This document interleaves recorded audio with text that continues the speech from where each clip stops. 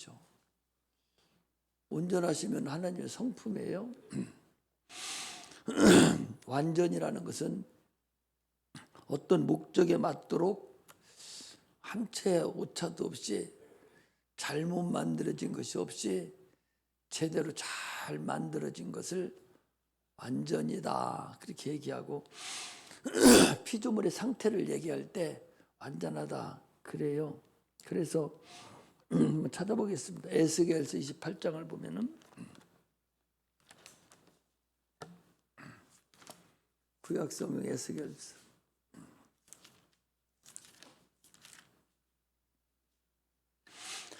28장 13절부터 보겠습니다. 마귀를 하나님이 타락한 천사지요. 천사를 만드는 과정을 거기 만들어 놨어요. 내가 같이 읽습니다. 시작. 내가 옛적에 하나님의 동산 에덴에 있어서 각종 보석 홍보석과 황보석과 금광석과 황옥과 홍마누와 창옥과 청보석과 남보석과 홍옥과 황금으로 단장하였으며 내가 지원 받던 날에 너를 위하여 소고와 비파가 예비되었도다. 너는 기름 부음을 받은 덮는 그룹이요 내가 너를 세우매 내가 하나님의 성산에 있어서 화강석 사이에 왕래하였도다. 내가 지음을 받던 날부터 네 모든 길에 완전하더니 마침내 불의가 드러났도다. 타락한 마귀, 타락하기 전에 그 마귀의 상태를 얘기하죠. 루시엘 천사장을 얘기합니다. 그렇게 아름답게 참으로 하나님 영광 돌리는 그런 천사로 완전하게 지음을 받았는데 그 천사가 교만해서 타락했다 하고 할 때에 말하는 거예요. 완전하게 됐다는 거죠. 사람은 사람대로, 천사는 천사대로, 짐승은 짐승대로 완전하게 지음을 받은 거예요. 어디 하나 더 만들면 좋았겠다라고 할 수 없을 정도로 완전하게 지음 받은 것을 완전이다 그렇게 얘기를 합니다. 그런데 하나님은 로마서 12장 2절에 보면 하나님이 선하시고 기뻐하시고 온전하신 뜻이 무엇인가 분별하라 그랬어요. 하나님은 온전하신 분이에요. 그래서 주님께서 내가 온전한 같이 너희도 온전하라 라고 하나님이 말씀을 하셔요. 이건 무슨 얘기냐. 하나님이 온전한 같이 완전하게 지음 받았지만 우리도 하나님과 같이 합당하게 온전한 자가 되어야 된다 그런 얘기죠. 지난번에도 금요일 날인가 이제 말씀을 드렸는데 어떤 사람이 어떤 회사에 예를 들어서 컴퓨터 기능공으로 그가 채용해서 들어갔으면 그 사람은 그 컴퓨터 기능공으로서 그 회사에 온전하게 쓰임을 받아줘야 돼요. 그런데 예를 들어서 속이고 갔다든지 잘 못하는 것이 사기쳐서 갔다든지 컨닝해서 갔다든지 이렇게 해서 가면 시키는 일을 다 할 수가 없죠. 그러면 그 사람은 그 회사에 온전하다 할 수가 없어요. 자기 기능을 자기가 다 감당을 해야 되는 거예요. 세상에서도 여러분 우리 주일학교 선생들에게도 얘기했는데 세상에서도 어떤 회사에 들어가면 자기가 온전하게 자기의 기능을 다 발휘를 해서 자기를 채용한 사람들을 기쁘게 해주고 채용한 사람이 이익이 날 수 있도록 그 사장을 위해서 온전하게 충성을 다 할 때 그 사장이 그를 온전하다 여기고 그를 사용을 하는 거예요.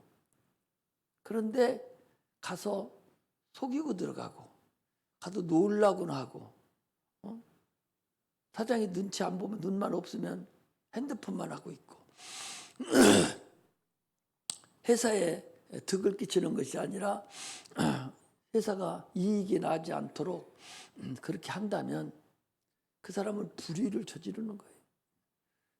자기의 일을 잘못하고 있는 사람이다. 그 말씀이에요. 세상에서도 이러하거늘 하물며 하나님의 일도 동일합니다. 하나님은 우리를 창조하시고 그리고 죄 지은 것을 하나님이 불쌍히 여기셔서 예수 그리스도를 이 땅에 보내시고 그를 믿는 우리를 통해서 하나님은 일하시기를 원해요. 그래서 요한복음 1장 15장에 보니까 내 아버지는 농부요 나는 포도나무다. 그리고 너희는 그 포도나무의 가지다 그랬어요. 그러면 아침에도 얘기했지만 하나님은 우리를 자기의 용도에 맞게 사용하시려고 자기 형상과 모양대로 우리를 만드시고 영적 존재가 되게 하시고 거기서 우리를 한 단계 더 걸어가서 우리는 그의 지체가 되었어요. 지체가 되었으면 하나님의 지체예요. 그러면 하나님의 지체에 합당한 일을 우리가 행해야만이 하나님이 의롭다 여기시고 하나님의 일에 동참케 되고 하나님의 열매를 만들어 낼 수 있는 자가 돼야 되는 거예요. 그런데 그걸 못 만들어내고 세상 것만 바라보고 누가 하나님의 지체된 그리스도인이 그러고 산다면 그 사람은 불의를 행하는 거다. 오전에 얘기했듯이 하나님의 동역자가 돼서 그분이 못다하고 가신 우리에게 맡겨오는 그 남은 고난을 우리가 감당할 때 우리의 합당한 온전한 그리스도인이 되는 거예요. 그렇지 않고 온전한 그리스도인이 못 되는다는 것은 왜 그래요? 좋아요.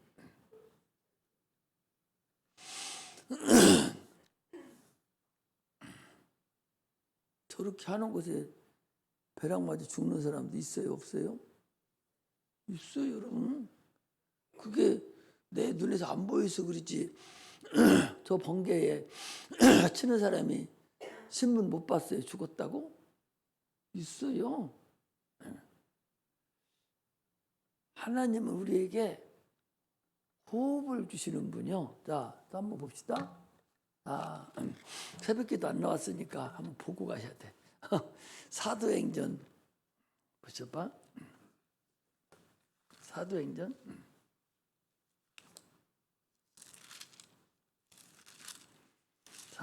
몇 장인 거요? 사도행전 17장에 보면 새벽기도 다 나와서 또 한 번 볼 필요가 없는데 안 나왔으니까 한 번 또 왔어도요 또 졸당한 사람도 있거든요. 그러니까 한번 또 보고 가야 돼. 나 17장 24절 보겠습니다. 우주와 같이 읽고 우주와 그 가운데 있는 만유를 지으신 신께서는 천주의 주제시니 손으로 지은 전에 계시지 아니하시고 또 무엇이 부족한 것처럼 사람의 손으로 섬김을 받으시는 것이 아니니 이는 만민에게 생명과 호흡과 만물을 친히 주시는 자이심이라. 인류의 모든 족속을 한 혈통으로 만드사 온 땅에 거하게 하시고 저희 연대를 정하시며 거주의 경계를 하나셨으니 이는 사람으로 하나님을 혹 더듬어 찾아 발견케 하려 하심이로되 그는 우리 각 사람에게 멀리 떠나 계시지 아니하도다. 할렐루야. 하나님은 우리에게 생명과 호흡을 주시는 분이다. 아니, 세상에 살고 있는 모든 짐승뿐만 아니죠. 말 못하는 저 미생물들도, 식물들도 호흡 안고 살 자신 있어요? 이것들이 숨 안 쉬고 살 자신이 있습니까? 못 살아요. 이렇게 하나님이 호흡을 주시는 분이라는 얘기는 인생에 인간의 생사복을 주관하는 뿐만 아니라 만유의 주제가 되셔서 모든 만물을 통치하시고 죽고 살게 하시는 근본이다 라는 것을 지금 말씀을 하시는 거예요. 내가 얘기한 걸 거기다 적어놓지 아니하고 생명과 호흡을 준다 하는 것은 생사의 모든 권한을 하나님이 갖고 계신다. 그 소리예요. 생사의 모든 걸 하나님이 갖고 계신다는 것은 살고 죽는 것만 갖고 계신다는 소리가 아니라 살고 죽는 거예요. 태어나고 죽는 그 가운데 토막이 있어요. 이것을 삶이라고 그래, 삶. 이 삶의 상태도 하나님이 주관하신다는 거예요. 이걸 아는 것이 크리스찬이에요. 사람은 태어나서 죽어요. 이게 삶과 죽음이에요. 엄마 뱃속에 태어나서 죽어요. 그 가운데 삶이라는 것이 있는데 그 삶도 하나님이 주관하시고 생명을 주시고 호흡을 주셔서 한평생을 살아가요. 모든 호흡이 있는 것들은 다 한평생을 살아가요. 그중에서 그런 것들을 얘기하려는 것이 아니라 사람을 얘기하려는 것이거든요. 그중에서 특히 우리 예수 믿고 구원받은 성도들을 또 얘기를 하는 거예요. 태어나서 죽을 때까지의 한평생을 살아가는데 이것을 한평생이라고 그래요. 누구나 딱 엄마 뱃속에서 나온과 동시에 숨을 끊어지는 호흡이 멈추는 그 순간까지를 한평생을 살아가는데 그 삶의 주관자가 하나님이다. 그런 얘기를 해주는 거예요. 그냥 여러분 그냥 머릿속에다 넣어놓지 마요. 내 삶 자체를 그분이 지금 컨트롤하고 그분이 지금 이끌어 가고 계시고 있다는 거예요. 그 얘기는 뭐예요? 그분을 의지하라는 거예요. 그분과 같이 동역하라는 거예요. 그분께 내 부족한 것을 기도해서 얻고 살아가라는 거예요. 그렇지 않으면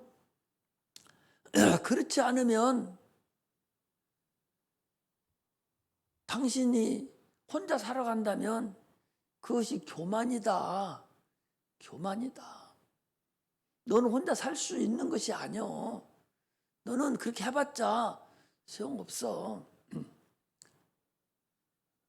공부 잘하게 해달라고 기도하고 하잖아요. 좋은 학교 들어가려고 기도하잖아요. 기도 안 하고 지가 열심히 공부하고 밤새고 교회도 안 나오고 그래서 좋은 학교 가서 좋은 직장에 들어갈 수 있어요. 그러나 그 삶은 지 거예요. 헛사는 거예요. 나중에 봐봐요. 아니 좋은 직장 들어갔다고 행복해요? 좋은 대학교 들어갔다고 행복합니까? 가정이 파기되면 그 헛공사 하는 거예요. 돈 많으면 뭐해? 헛공사 한다니까. 마누라 달았으면 또 뭐요?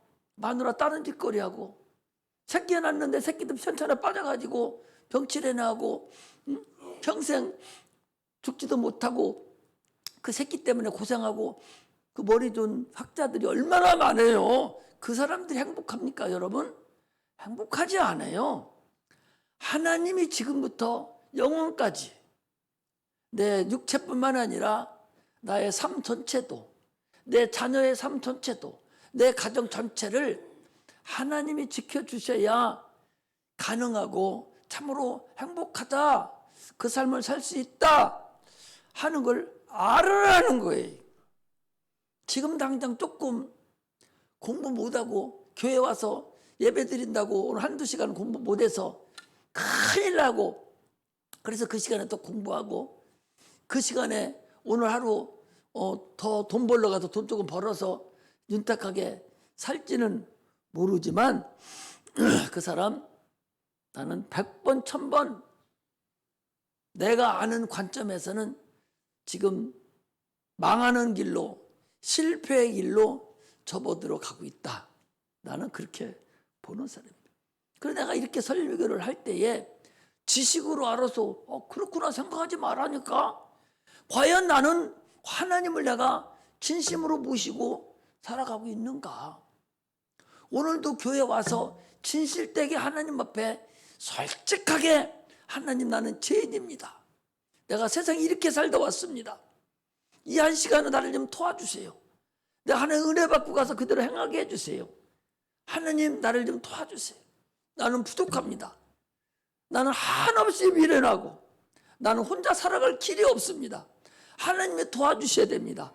하나님이 도와야 내 새끼들도 키울 수 있고 하나님도 살 수 있습니다. 솔직하게 하나님 앞에, 예수님이 하나님 아버지께 마지막 기도하듯이 간절한 마음으로, 참으로 간절한, 간이 자관 떨릴 정도로 간절한 마음으로 5분이라도 기도해봤냐 그 소리. 5분은 고사하고 3분이라도 그렇게 해봤느냐 그 소리. 내가 직분자인데 하나님 이 시간 저 목사님 설교할 때 은혜 받게 해주세요. 오늘 여기 나온 성도들도 은혜 받게 해주세요. 목사님 건강도 주세요 하고 간절하게 한번 3분만이라도 여러분들 기도해봤어요? 3분?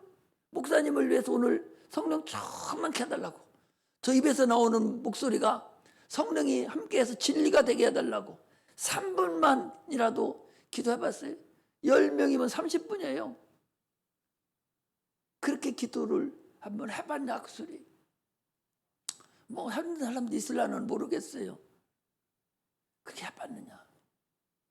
자기 자녀를 위해서 참으로 3분만이라도 간절한 마음으로 기도해봤느냐.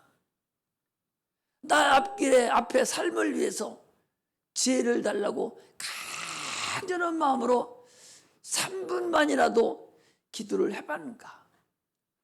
대부분의 성도들이 습관적이에요.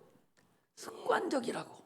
오면 그냥 머릿속에서 그냥 건석으로 머릿속에다 일어나지, 진실되게 하나님 만유를 통제하시는, 만유의 주제가 되시고 우리의 생명을 주시고 호흡을 주시는 그 하나님 내가 믿습니다. 당신이 아니면 나는 당장이라도 아까 벼락 떨어지 죽을 수도 있습니다. 당장은 호흡을 나는 멈출 수 있습니다. 하나님 나 좀 도와달라고 그렇게 기도하고 여기 앉아 있느냐. 성도들은 내가 이렇게 하나님에 대해서 얘기를 해주면 저거 지난주에도 했는데 또 저 말씀 또 하시네? 이렇게 듣지 말고 성경은 항상 같은 말씀이에요. 거기서 은혜를 받고 내 삶에서 하나님을 만나가려고 하는 그런 마음이 있을 때 하나님이 역사하신다는 사실을 우리는 아셔야 됩니다. 그래서 창조의 목적대로 사용되지고 창조의 목적대로 쓰임받아지는 그렇게 돼야 됩니다. 그래서 하나님과의 나의 관계가 참으로 아침에 얘기하듯이 밀접한 관계가 이루어져야 돼요. 그래서 하나님 생명이 있으신 분이니까 나도 생명이 있죠. 동업을 하니까 공생애를 같이 하기 때문에 그분의 반절은 내 거 아니요. 그러니까 하나님은 반절만 준다고 그랬어? 다 주신다고 그랬거든. 주님 생명을 우리에게 주신다는 거예요. 조금 전에 아까 읽은 것도요. 그렇게 너희들이 알으면 너희들 신의 소생이다 그랬어요. 신의 소생이 뭐요? 아니, 안 읽어서 그 다음에 다시 찾아봐. 사도행전 17장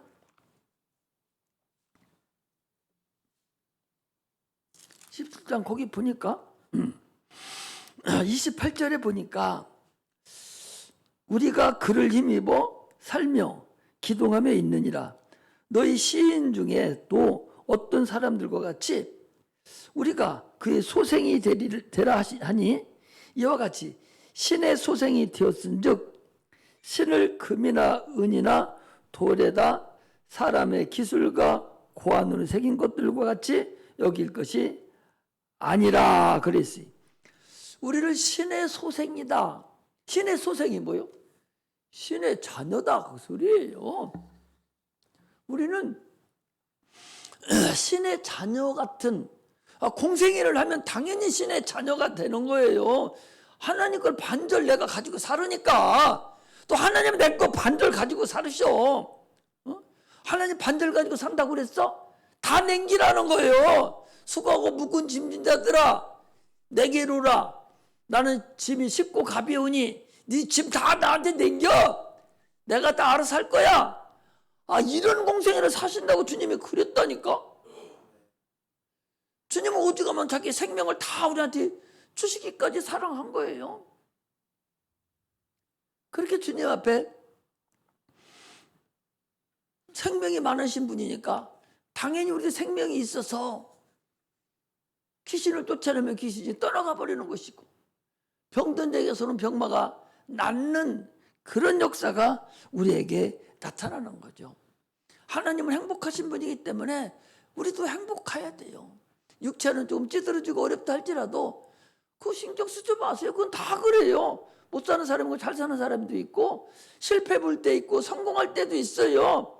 다 그런 거예요. 그러나 마음에는 항상 든든한 백그라운드가 있어야 돼. 나는 하나님의 자녀야. 나는 누가 뭐래 귀신 새끼는 아니고 나는 하나님의 자녀니까 나는 안 되면 그냥 놓고 가면 되지 뭐. 놓고 가면 돼요. 안 되면 놓고 가면 돼 그냥. 더 이상 그거 가지고 울부짖고 할 거 없어. 안 되면 놓고 가버리라니까. 가버리라는 것이 아니라 놓고 간다고 작정하면 돼. 가버린다면 너 죽을라.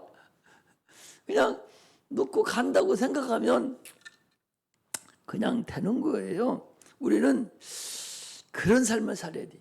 그러려면 하나님의 뜻이 선하시고 기뻐하신 그 온전하신 뜻이 무엇인가를 우리는 알고 살아가야 되는데 신앙생활하면서 하나님의 뜻에 미치지 못하고 살아가요. 우리가 잘못이 하나님의 잘못이 아니라 두 공생애 중에서 우리의 잘못이에요. 상대방의 뜻을 모르고 가기 때문에 그렇게 항상 싸움하지. 두 부부간에도 상대방 뜻을 알고서 가야 성질 안 나고 싸움하고 않고 안 하고 가는데 상대방은 전혀 딴 뜻이 있는데 자기 혼자만 내 뜻 안 받아준다고 분수 떨어지고 싸움하고 튀쳐나가고 그러는 거예요. 하나님도 마찬가지. 네가 하나님도 모르니까 네 뜻만 가지고 살으니까 지금 뭔가 좀 잘 안 풀리고 어렵지. 하나님 그런 게 그러잖아요. 하나님 온전하고 하나님의 선하시고 기뻐하시고 온전하신 뜻이 무엇인가 분별하라는 얘기는 공생이 살으면 그거 지금 아까 공생에게 해줬으니까 그 말씀 이해가 돼요 안 돼요? 이제 이해가 되잖아요. 그걸 얘기하는 거예요. 나는 설교를 여러분들이 다른 말씀을 보고도 거기 대역해서 이해해 나가면서 신본주의 입장에서 하나님과 나의 관계를 알아가라는 거예요. 하나님과 나의 그런 관계만 성립이 되면 그 문제될 것이 하나도 없어요. 그것이 안 되고 가기 때문에 항상 우리는 어려움이 우리에게 도사리고 있다는 사실을 우리가 알고서 신앙생활을 해야 돼요. 그래서 최고로 하나님의 뜻을 잘 아는 자가 누구냐? 그게 바로 다윗이에요. 다윗. 아니 다윗은 저는 내 마음에 합한 자다. 저는 내 마음에 합한 자다. 그래서 내 뜻을 다 저 다윗을 통해서 내가 이래야 되겠다. 사도행 13장 32절에 그랬어요. 저는 내 마음에 합한 자인데 저를 통해서 내 뜻을 다 이루려 함이니라. 얼마나 다윗이 하나님의 뜻을 잘 알고 선하시고 인자하시고 그 하나님의 뜻을 온전하신 뜻을 아는지 마음에 합한 자라고 하면서 저 다윗을 통해 내 뜻을 다 이룰 거다. 하나님을 다윗을 통해 다 이룬다는 거예요. 이게 합한 자의 삶입니다. 오늘날 우리가요, 신앙생활 하는 데는 하나님의 뜻에 합한 자가 돼야 되는데, 하나님의 뜻에 합한 자가 되려면 하나님의 뜻을 알아야 돼요.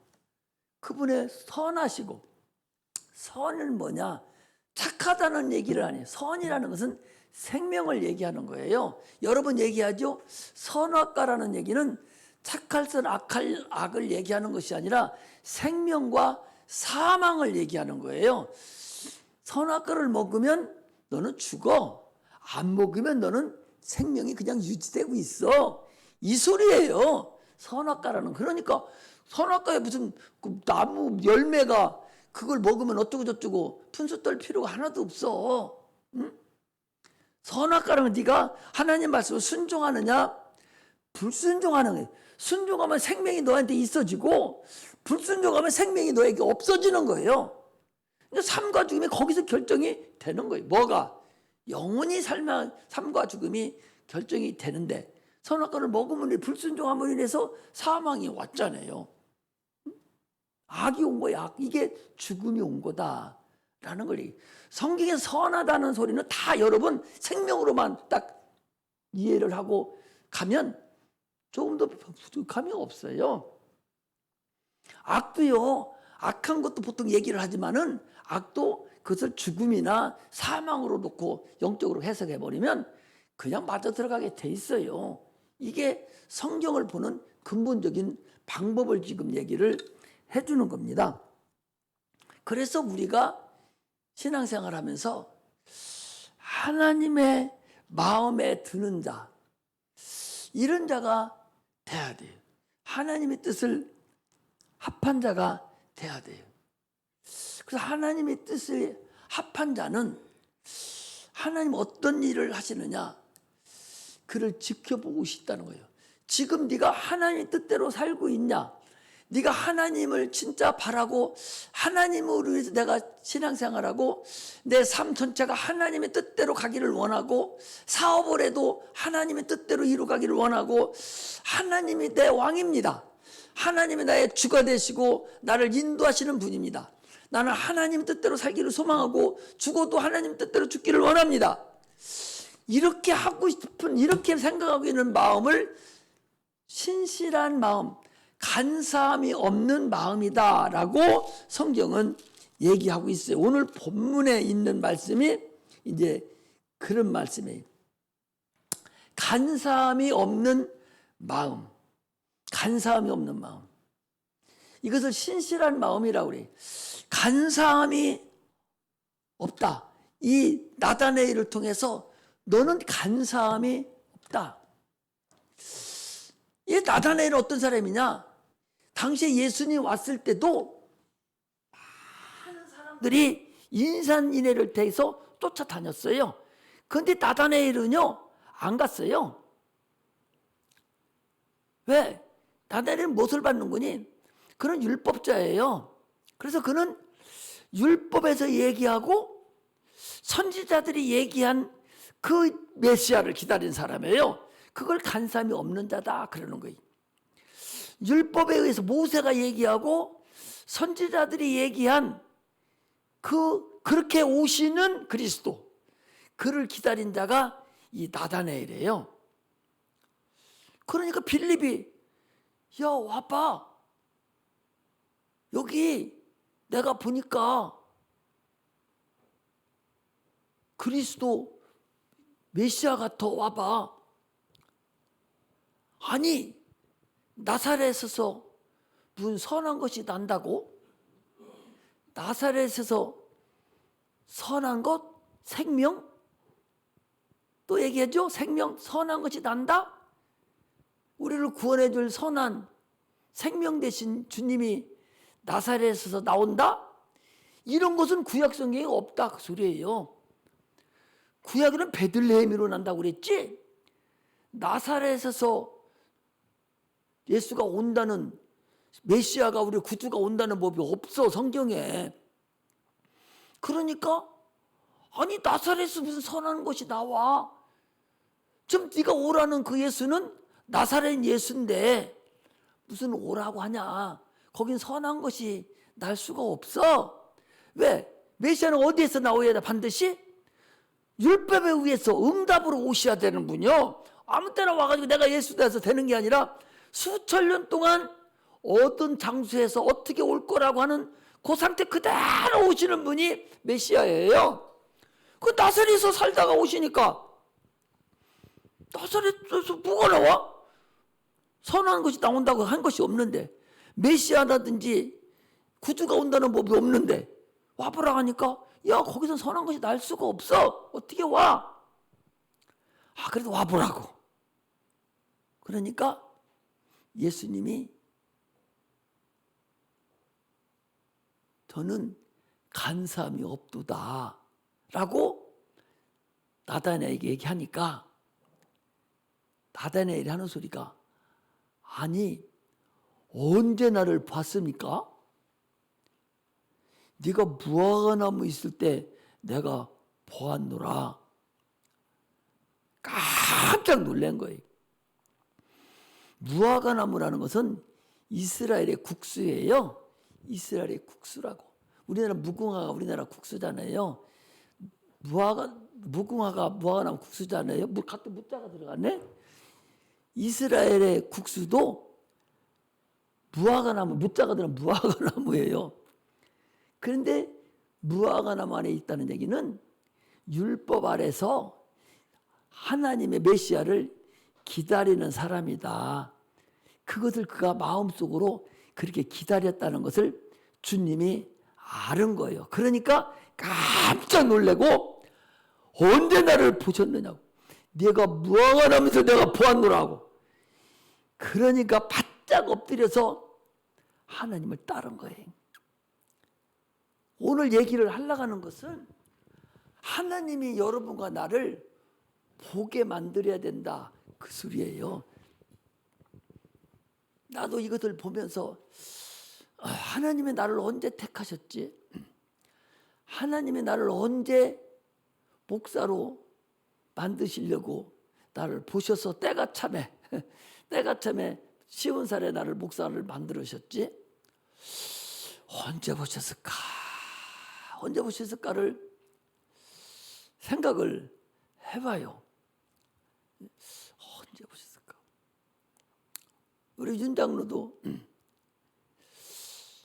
언제 저를 하나님 봐놔가지고서 장로를 시켰지?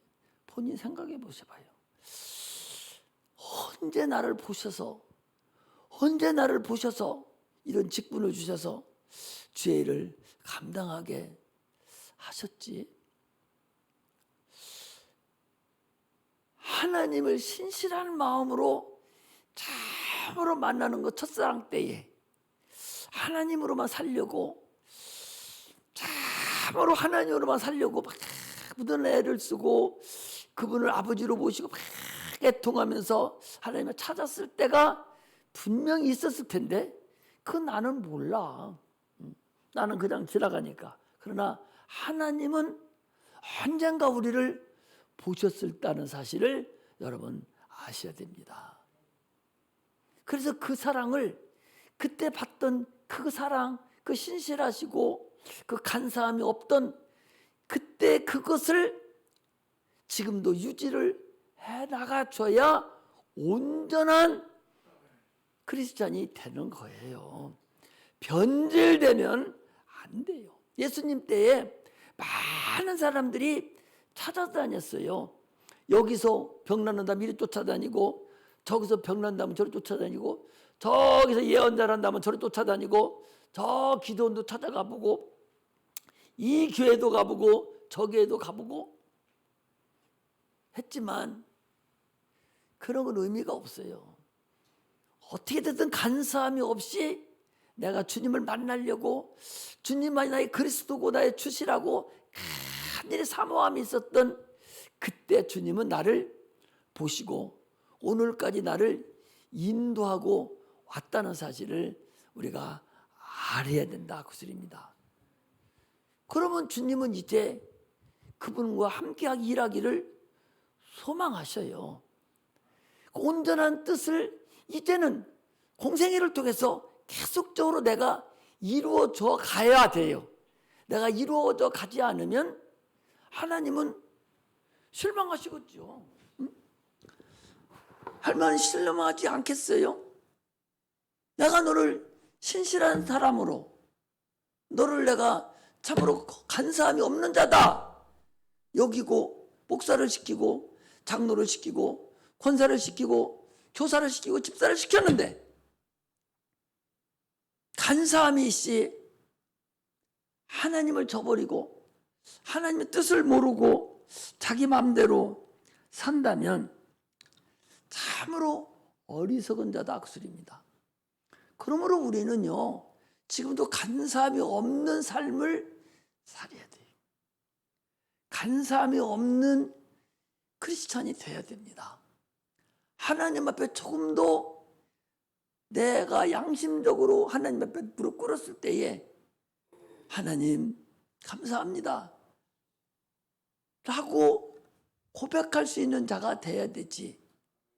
이리 흡슬리고 저리 흡슬리고 마귀가 이리 꼬시면 이리 가고 저리 꼬시면 저리 가고 마귀는 베드로도 밀가루로 달라고 청구했다고 그랬는데 우리 같은 거 아침거리도 안 돼요.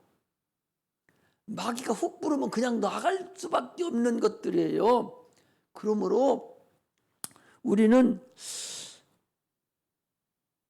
하나님이 보시기에 합당하게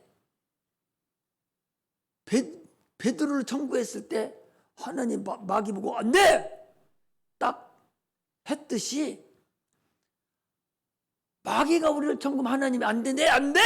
하고 딱 매듭을 칠 수 있는 그런 하나님이 원하시는 목이 오늘 이게 안 좋네. 컨디션이요. 아침부터 컨디션이 아주 안 좋아요. 마귀가 이 말씀을 못 전하게 하려고 가짜의 애를 막 쓰는 것 같아요. 그래서 이 나사렛이라는 동네는 나사렛이라는 것은 나자르라는 얘기예요. 그래서 나사로 마을이라고 있죠. 어디? 예? 나자로 마을이라고 그래. 저 안양에 있죠. 나자로 마을이라고. 그 용촌백이만 사는 동네라고 전에. 용촌백이라고 뭔가 아시겠는지 모르겠네. 용촌백이가 누군지 몰라요? 문둥병자 보고 용촌백이라고 해서 시골에서 그렇게 했어 안 해서 몰라요? 했잖아요. 그런데 모른다고 그래 나를 거기하게. 옛날에 용촌백이라고 했어 안 했어? 몰라요? 몰라요? 용촌백이라고 그래. 용촌백이 몰라? 그래 내가 나이 가장 많이 먹어서 나만 알지 뭐. 문둥병자를 용촌백이라고 그랬어 그 전에. 나환자, 문둥병자, 용촌백이. 용촌백이 사투리야, 그지? 문둥이였지. 이렇게 했는데 거기를 나자르 마을이라고 그래. 저 안양에 가면 그 나사로 마을인가 나자르 마을이라고 있어요. 거기서 구별된 교회예요. 그래서 그것은 구별된 곳을 나사렛이라고 그래. 나자르라고 그래. 거기서 파생돼 와가지고 나사렛이라고 그래요. 나사렛이라는 것은 구별된 곳을 얘기해요. 구별된 곳. 세상 사람들과 구별된 곳. 농촌배기가 사는 문둥병자 사는 곳을 거기를 나자로 마을이라고 그래. 나자로 마을. 나자로 마을이라고. 나사로 마을, 나자로 마을이라고 그래. 농촌배기가 사는 곳. 그 양반들이 뭐라 하면 아니 몰라 미안합니다. 농촌배기라고 해서. 나병 환자들이 사는 그곳을 나자로 마을이라고 하는데 거기를 구별된 곳이에요. 거기는 구별된 곳. 그러니까 하나님이요. 아들 예수를 얼마나 사랑했는 거니 태어날 때부터 죽이려고 그랬잖아요. 빨리 보따리 싸서 애굽으로 피신하라고. 그리고 거기서 1, 2년 있다가 너를 죽이려고 하는 자가 죽었으니 또 내려가라고 하니까 그래도 부족해서 어디로 갔어요? 나사렛 동네로 갔어요. 태어나기는 베들레헴에 태어났는데 나사렛 동네로 갔어요. 얼마나 많이 예수를 죽이려고 그랬어요? 30년 동안 그를 죽이려고 하기 때문에 나사렛 동네에다가 폭파 묻어놓은 거예요. 모르게 특별히 보호시켜 놔버린 거예요. 이 나사렛이라는 하나님의 아들을 하나님이 거기다 손못대도록 보호시켜 놨어요. 그리고 30세가 딱 된 후부터 성령이 임해서 공생애를 가기 시작해요. 얼마나 죽이려고 난리쳤어요.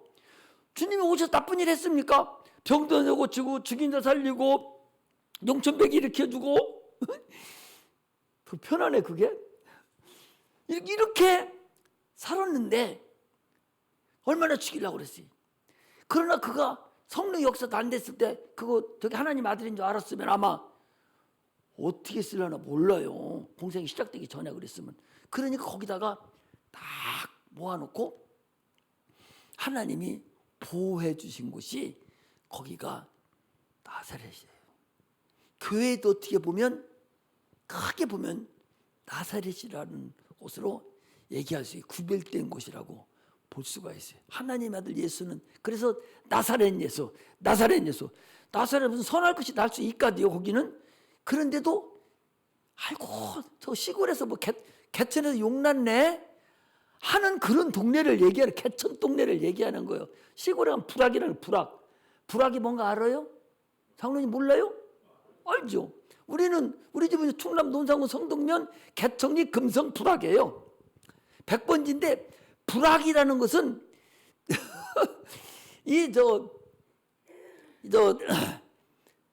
일본 시대에 일본 사람들이 부락이라는 걸 정해놨어요. 그 부락이라는 부록을 부록을 부락이라고 그래요. 그래서 거기는 특별하게 저것들은 아주 나쁜 놈들 많이 살고 사람을 많이 죽인 그런 데만 많이 살고 그래서 안에 할아버지가 성동면 개천이 금성하면 학을 뛰어요. 북한 애들이 거기 가서 무지랑 많이 죽였다는 거예요. 우리 아버지도 도구통에다 놓고 도구통이 뭔가 알아요? 그게 뭘 얘기를 할 수가 있어야지. 도구통이 빵구는 거기 방아 찌는 거 그거 보고 도구통이라고 그래. 네? 절구통. 우리 동네는 도구통이라고 그래요.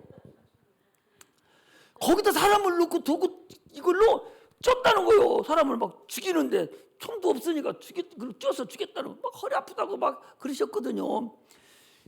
그래서 시골 금성가에다가 거기 쭉 돌파놓고서 사람을 딱 앉혀놓고 쭉 속에서 죽여서 덮어놓고 또서 이렇게 죽였다는 동네가 금성부락이에요. 저는 할아버지는 잘 알아. 그래 나 거기서 산다 가니까 우리 고향이 거기라니까 안 간대요. 거기 잘 알으니까. 그거 보고 부락이라고 그래요. 이렇게 구별된 곳을 부락이라고 그래요. 그래 이스라엘 나라는 거기를 나자르라고 그랬거든요. 그것을 나사렛으로 변화가 됐는데 하나님의 아들이 그런 데서 살았어요. 나사렛에서. 김청하기도 금성부락에서 살았어요. 근데 그렇게 살듯이 하나님이요. 우리가 간사함이 없고 참으로 신실한 그런 신앙생활을 하면 하나님도 우리를 그렇게 보호해 준다는 걸 아셔야 돼요. 지금도 하나님은 간사함이 없는 자를 찾고 계셔요. 네 마음에 진짜 간사함이 없다면, 간살 떤다고 하는 거 뭔가 알죠? 간살 떠는 게 뭐예요? 마음이 수시로 변하고 여기서 이 말하고 저기서 저 말하고 왔다 갔다 하는 사람을 간살 떤다고 그렇게 얘기를 해요. 그러나 하나님 말 온전히 나는 죽도록 살아가겠습니다 라고 간살 떨지 않는 그런 자를 하나님은 찾으시고, 그가 하나님을 찾고 찾을 때 하나님은 그를 부르셔서 사용한다는 것을 알아야 됩니다.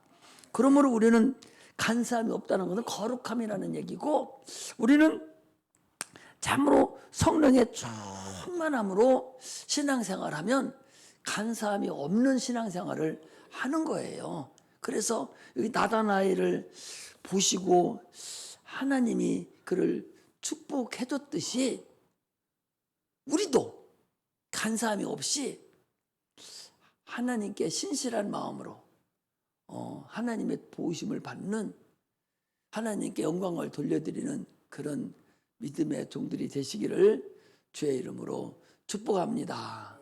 기도하겠습니다.